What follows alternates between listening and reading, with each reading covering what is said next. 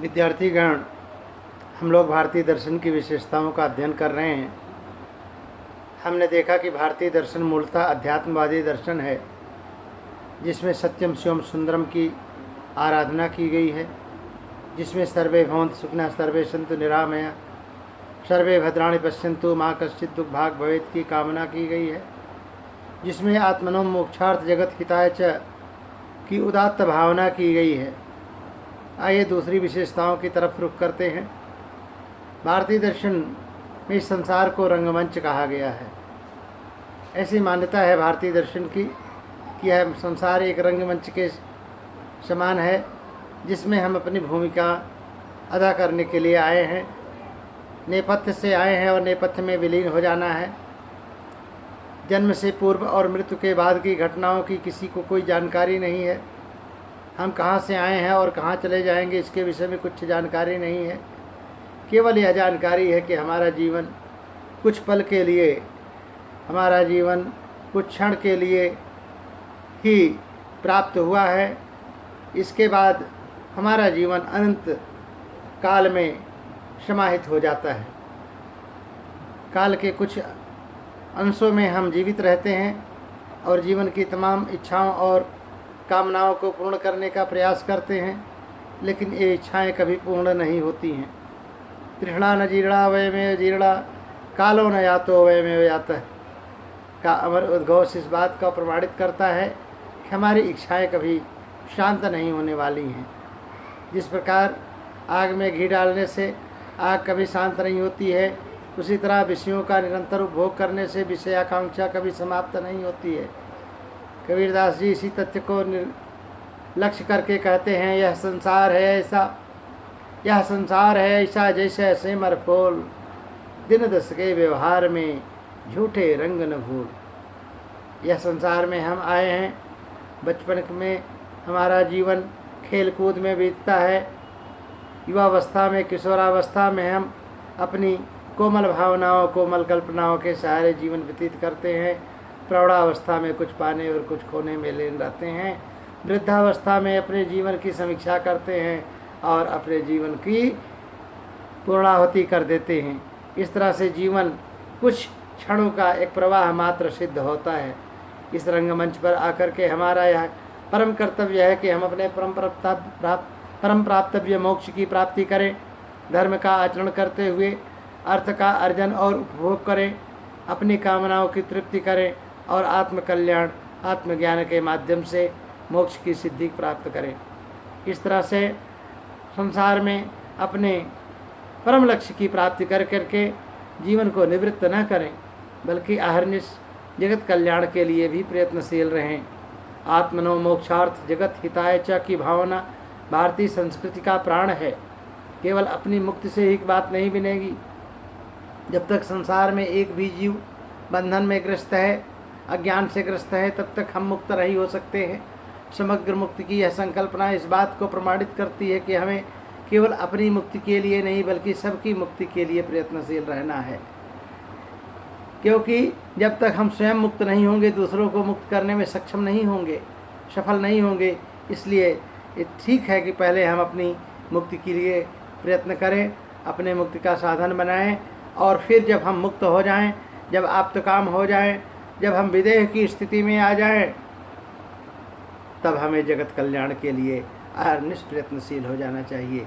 जिस नौका से हम भवसागर को पार किए हैं, उस नौका को ऐसे ही बेकार नहीं छोड़ देना है, बल्कि उस नौका पर बैठा करके सारे संसार को पार करना है।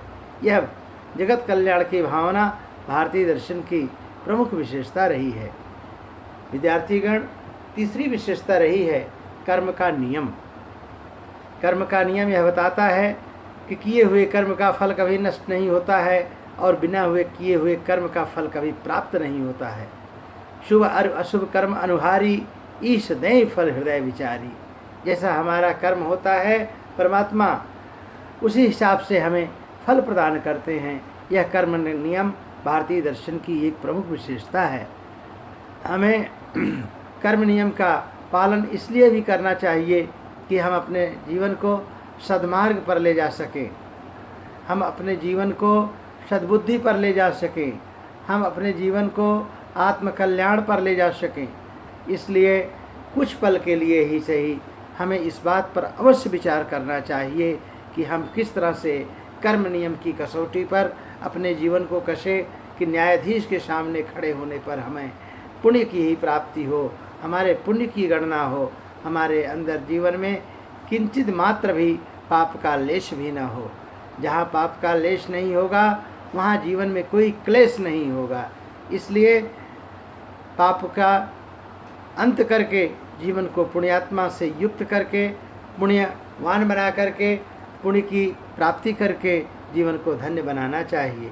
भारतीय दर्शन की अन्य विशेषताओं की तरफ जब हम रुख करते हैं तो हम पाते हैं कि भारतीय दर्शन में ज्ञान मीमांसा, तत्व मीमांसा और मूल्य मीमांसा पर निरंतर विचार किया गया है। ऐसा कहा जाता है कि भारतीय दर्शन में प्रमाण तत्वशास्त्र कमज़ोर है। यह बात सच नहीं है। भारतीय दर्शन में सर्वत्र प्रमाण शास्त्र का विधिवत विधान किया गया है। प्रतिपक्ष का खंडन और अपने सिद्धांत का मंडन प्रमाण के बिना संभव नहीं है। इसलिए भारतीय दर्शन में प्रत्यक्ष, अनुमान, उपमान, शब्द, अर्थापत्ति, अनुपलब्धि जैसे प्रमाणों की स्थापना की गई है। भारतीय दर्शन अपनी मूल मान्यता के अनुसार इन प्रमाणों को स्थापित करते हैं और इन्हीं प्रमाणों की सहायता से प्रतिपक्ष का खंडन करके अपने विचारों का मंडन करते हैं।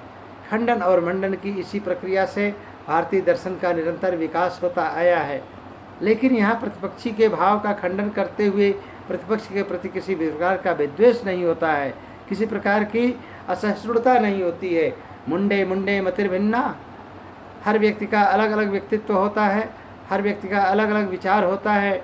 विचारों की भिन्नता भूषण है, दूषण नहीं है, क्योंकि कहा गया फूल्स नेवर डिफर, मूर्खों में कभी मतभेद नहीं होता है। मतभेद होना कोई खराब बात नहीं है। जो खराब बात है वह है मनभेद होना। मनभेद नहीं होना चाहिए। मतभेद होने में कोई बुराई नहीं है, क्योंकि अगर सभी एक ही मत का प्रतिपादन करेंगे तो विचारों में विभिन्नता नहीं रहेगी, विचारों में सौंदर्य प्रकट नहीं होगा। इंद्रधनुष में अगर एक ही रंग हो तो शायद इंद्रधनुष उतना सुंदर ना दिखाई दे। इंद्रधनुष की सुंदरता इस बात पर आधारित है कि उसके अंदर 7 रंग जो है प्रकाशित होते हैं। इसी तरह से आप जब भोजन करने बैठते हैं तो स्वाद की विविधता आपके आत्मा को आनंदित कर देती है। आपको एक ही पदार्थ खाने के लिए दिया जाए तो कुछ ही दिनों में, कुछ ही पलों में आप ऊब जाएंगे। इसलिए विविधता संसार का, जीवन और जगत का दूषण नहीं, भूषण है।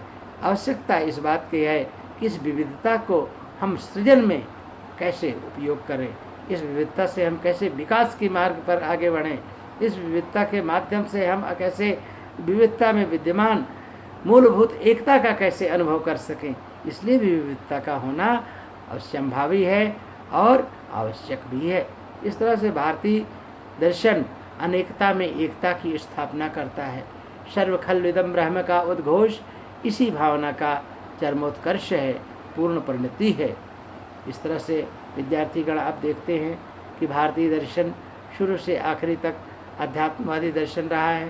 संसार को एक रंगमंच मानता है, कर्म नियम में विश्वास करता है और पूर्णता को प्राप्त करने का प्रयास करता है। आगे की वीडियो अंकन में मैं भारतीय दर्शन की अन्य विशेषताओं की तरफ आपका ध्यान आकर्षित करूंगा। धन्यवाद।